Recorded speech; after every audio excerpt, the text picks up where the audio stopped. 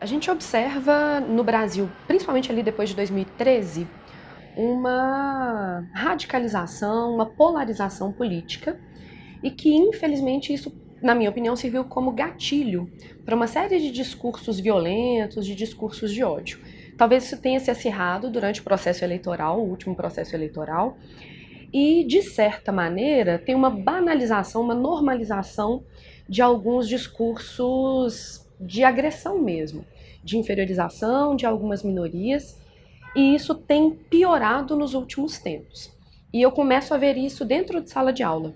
Os alunos, mesmo os mais jovens, começam a se sentir mais à vontade para externarem opiniões bastante preconceituosas e algumas delas que chegam a defender a agressão a alguns grupos sociais. Eu já escutei, infelizmente, em sala de aula que a gente tem que resolver a questão dos moradores de rua, a gente tem que simplesmente tirá-los da rua, sem ser um discurso de uma solução social para isso. Quase como se eles fizessem parte do lixo que deve ser retirado das ruas. Então essa visão meio higienista da população trans ou da população em situação de rua, antigamente a gente não escutava. Talvez as pessoas tivessem essa opinião, mas tinham vergonha de expressar. Hoje essas opiniões já saem com um pouco mais de naturalidade, o que eu acho um pouco alarmante. Eu não acho que um aluno do nada tire uma opinião preconceituosa. Ninguém nasce preconceituoso. O preconceito ele é construído. Então eu acho que tem um elemento familiar importante, mas midiático também, né? Esses jovens têm como ídolos alguns dos formadores de opinião que estão na mídia, e se um formador de opinião que está na mídia tem um discurso agressivo e violento, esse aluno vai refletir isso. Eu acho que a educação é o caminho. A discussão, a reflexão, o questionamento constante que a sala de aula provoca. Por isso que essa heterogeneidade da sala de aula é fascinante. Primeiro, uma questão técnica. Eu não tenho capacitação para ser uma pessoa que tem uma arma e, muito sinceramente, não é o que eu quero ou que eu acho que deva ser o papel da escola. A gente tem que lembrar que é natural da juventude, da adolescência, essa questão da crise da identidade. É muito comum a depressão, a ansiedade, o estresse, por uma conjuntura mundial, por uma questão da faixa etária mesmo.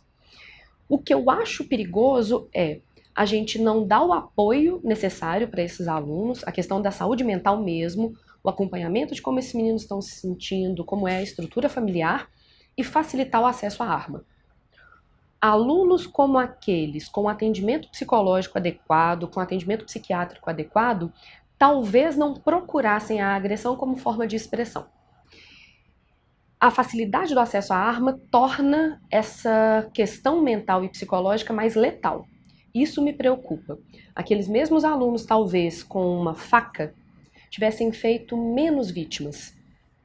A arma de fogo, ela tem uma letalidade, infelizmente uma efetividade muito maior. Então eu acho que não é o caminho facilitar o acesso à arma para ninguém.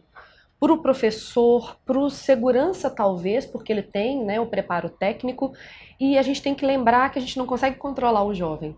O pai tem o porte de arma, ok, tudo legalizado, mas nada impede que esse jovem roube a arma, ou que um dia, por exemplo, um ladrão roube essa arma. Isso me preocupa. A facilidade de acesso torna tudo muito mais grave.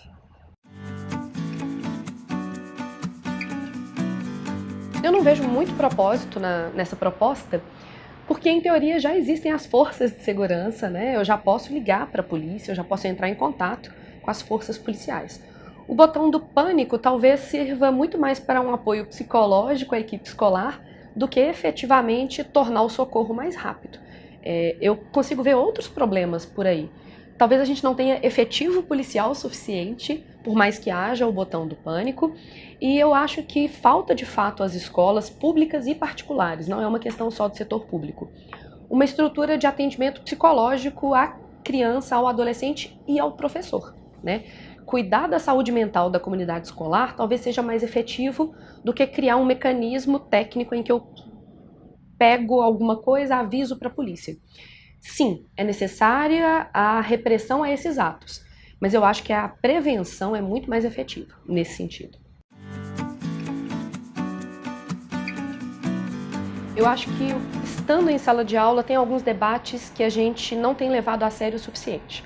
Primeiro, o debate sobre a tolerância. né? A tolerância à diferença, à alteridade.